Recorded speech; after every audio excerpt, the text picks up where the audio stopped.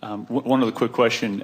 In the Seth books, there's some discussion about families of consciousness, and Seth actually goes to give names to different families of consciousness and to describe characteristics of consciousness.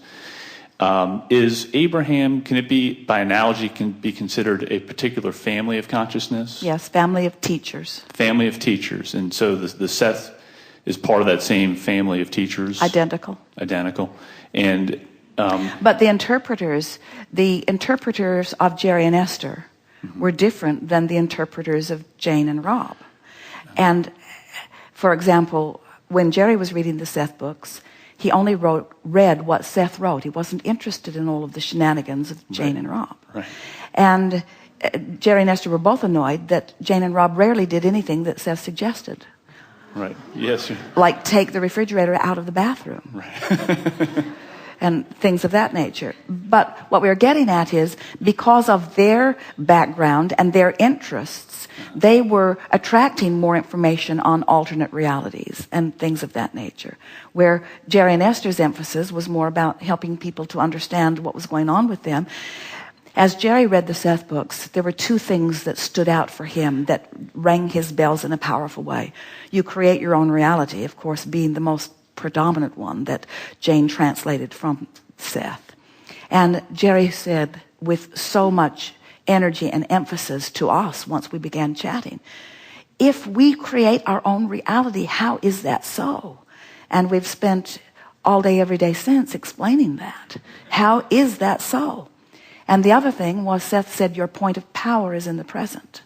And that's what we've been talking about all day, yesterday and today. In other words, your point of power is in the present, because this is where you have the ability to define and to achieve your vibrational point of attraction to which everything else responds. Your point of power is here and now. It's not down the road when your lover comes. It's not down the road when your financial situation is better. It's here and now. It's what you're doing here and now and here's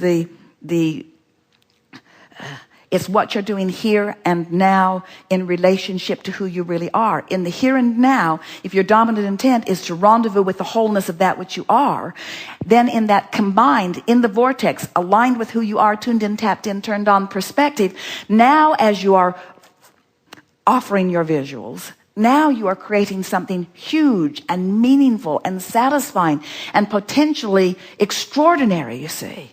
And nothing less than that is good enough for the likes of who you are.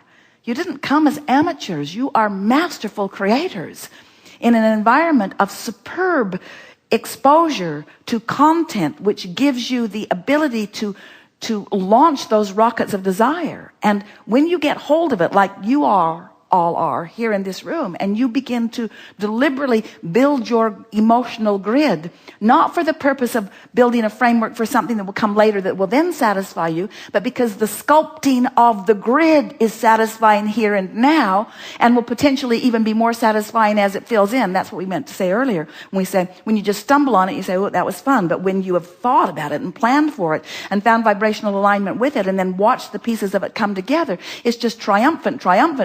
The orgasmic qualities of your life just build and build and build and build and build as you come together with the power and the creativity of the allness that is focused with you here and now. And then your feeling of worthiness, your feeling of rightness, your feeling of goodness is just present all the time. And then you just walk around radiating and glowing and uplifting others and finding those who are of your vibrational match. But those families of consciousness are not about things that have been assigned to you. It's really about your coming into alignment with the fullness of who you are, because your family of consciousness keeps expanding, and so do you, you see. Those were very elementary, preliminary conversations to help people begin to understand and dissect their relationship with the non-physical. It's way past that now. Gotcha. Great. Thank you very much. Yes, indeed.